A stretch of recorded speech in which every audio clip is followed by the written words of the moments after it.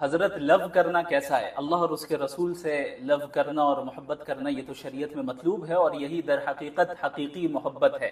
اور اس کے بعد اللہ نے جو آپ کو نعمتیں دی ہیں اور جو آپ کے اہل و عیال ہیں، آپ کے ماں باپ ہیں، اور پھر اس کے علاوہ تمام انسانیت ہے، تمام مخلوقات ہے، ہر ایک سے محبت رکھنا شریعت کے دائرے میں رہ کر، ایسی محبت جو اللہ کی محبت پر غالب نہ آئے، یہ بھی شریعت میں مطلوب ہے۔ لہٰذا اگر کچھ اور آپ کی مراد ہے تو اس کی وضاحت فرمائیں۔ السلام علیکم ورحمۃ اللہ وبرکاتہ۔ ظالم کفار کے خاتمے کے لیے دعا کرنا کیسا ہے؟ وعلیکم السلام ورحمۃ اللہ وبرکاتہ۔ ایسا کرنا انبیاء کی سنت ہے۔ کیا شادیوں میں ہلدی مہندی کی رسمیں کرنا جائز ہے؟ مہندی لگانے میں تو کوئی حرج کی بات نہیں ہے، لیکن باقاعدہ اس کی رسم کرنا اور اسے فنکشن کی طرح منانا، اسی طرح ہلدی کی بھی باقاعدہ رسم کرنا اور فنکشن کی طرح منانا، یہ جائز اس لیے نہیں ہے چونکہ یہ غیروں کا طریقہ ہے، اور آپ صلی اللہ علیہ وسلم نے فرمایا کہ من تشبہ بقوم فہو منہم، جو جس قوم کی مشابہت اختیار کرے گا وہ اسی میں سے ہے۔ اسلام نے بالکل نکاح کو آسان بنایا ہے، اور اس طرح کی پابندی اور اس طرح کی رسموں سے اسلام جو ہے بالکل پاک و صاف ہے اور سادگی کی تلقین کرتا ہے۔ اور ہمارے معاشرے میں دیکھا جاتا ہے کہ صرف مہندی کی رسم کے لیے 5-5 لاکھ 10-10 لاکھ روپے کا ہال بک کیا جا رہا ہے، تو ظاہر ہے یہ اسراف ہے اور غیروں کا طریقہ بھی ہے، اس سے اجتناب کرنا ضروری ہے۔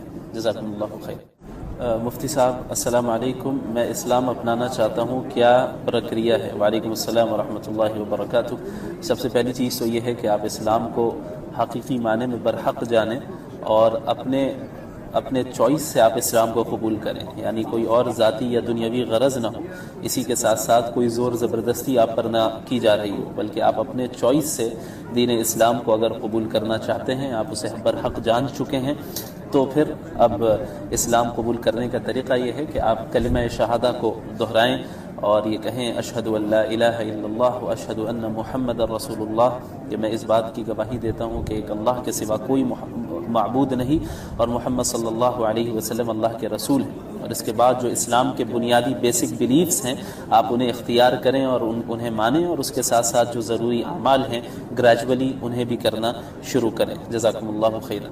السلام علیکم ورحمۃ اللہ۔ شیخ، اگر گھر والے اور رشتہ دار بیئرڈ رکھنے پر مولوی کہتے ہیں، وعلیکم السلام ورحمۃ اللہ، انہیں کہنے دیں آپ اللہ کو راضی رکھنے کے لیے داڑھی رکھ رہے ہیں یا لوگوں کی تعریف سننے کے لیے؟ دوسری چیز، مولوی ہونا کوئی بری بات تو نہیں ہے، اچھی بات ہے، اگرچہ بعض لوگوں نے مولویوں کو بدنام کیا ہوا ہے۔ اللہ کے نبی صلی اللہ علیہ وسلم نے فرمایا کہ من لزم الاستغفار جعل اللہ له لضیق مخرجا ومن كل هم فرجا ورزقه من حيث لا يحتسب، کہ جو شخص بھی کثرت سے استغفار کرتا ہے اور استغفار کو لازم پکڑتا ہے، اللہ رب العالمین اس کے لیے ہر تنگی سے، ہر ڈیفیکلٹی سے ایک وے آؤٹ نکال دیتا ہے، اللہ رب العالمین اس کے لیے ایک راستہ نکال دیتا ہے، اور ہر پریشانی سے، ہر غم سے اللہ رب العالمین اسے نجات دیتا ہے۔ وَرَزَقَهُ مِنْ حَيْثُ لَا يَحْتَسِبُ، اور اللہ رب العالمین اسے ایسی جگہ سے رزق عطا کرتا ہے جہاں سے اسے گمان بھی نہیں ہوتا۔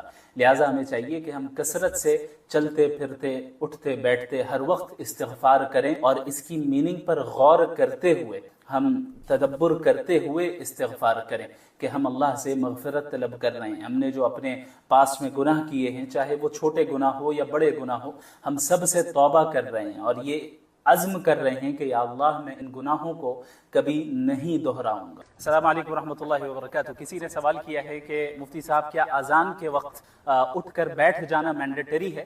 تو اس کا جواب یہ ہے کہ نہیں، یہ ضروری نہیں ہے کہ جب اذان ہو اور آپ لیٹے ہوئے ہوں تو آپ کو اٹھ کر بیٹھنا پڑے گا، بلکہ بعض فقہا کی رائے یہ ہے کہ اٹھ کر بیٹھ جانا یہ ادب کا تقاضا ہے، لیکن یہ کوئی ضروری نہیں ہے۔ اور اصل مسئلہ یہ ہے کہ ایک انسان کو چاہیے کہ جب جیسے ہی اذان ہو وہ فوراً اٹھے اور نماز کی تیاریوں مصروف ہو جائے۔ جزاکم اللہ خیر۔ صوفیزم اسلام سے الگ ہے کیا؟ یہ ڈیپینڈ کرتا ہے کہ آپ صوفیزم اور تصوف سے مراد کیا لے رہے ہیں۔ اگر تصوف کا مطلب تزکیہ نفس ہے کہ اپنے سول کو پیوریفائی کرنا اور اپنے دل میں جو روحانی اور دلی امراض ہیں ان کو ختم کرنا، اللہ کی معرفت اور اللہ کی محبت داخل کرنا اس طریقے سے جس طریقے سے اللہ کے رسول صلی اللہ علیہ وسلم نے بتایا ہے، اور قرآن و سنت کے اصولوں کے دائرے میں رہ کر کرنا، تو یہ تو پھر شریعت اور اسلام کا حصہ ہے، بلکہ انبیاء کی بعثت کا مقصد ہے کہ وہ یزکیہم، کہ وہ آئیں اور تمام لوگوں کا تزکیہ کریں، ان کے نفوس کو پیوریفائی کریں۔ لیکن اگر صوفیزم اور تصوف سے مراد وہ اسپیسیفک ٹریڈیشن ہے، یا یہ کہ وہ اسپیسیفک اعمال ہیں اور ایکشنز ہیں اور ریچولز ہیں جو عموماً تصوف کے نام پر بہت سے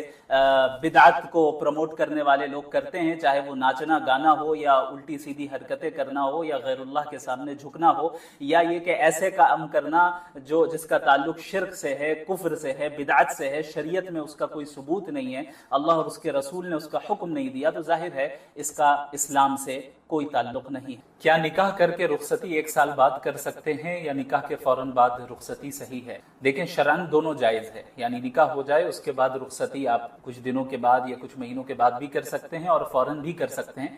البتہ جو چیز پریفریبل ہے وہ یہی ہے کہ آپ فوراً رخصتی کریں، چونکہ عموماً دیر سے رخصتی کرنے کا نتیجہ جو ہے ہمیشہ اچھا نہیں نکلتا، بلکہ بہت سے نیگیٹو اس کے ایسپیکٹس بھی ہیں اور بہت سے برے ایفیکٹس بھی ہوتے ہیں جو کہ ظاہر ہوتے ہیں بعد میں۔ اس لیے حتی الامکان کوشش یہی ہونی چاہیے کہ نکاح کے فوراً بعد رخصتی ہو، الا یہ کہ کوئی شدید ضرورت ہو۔ والسلام علیکم۔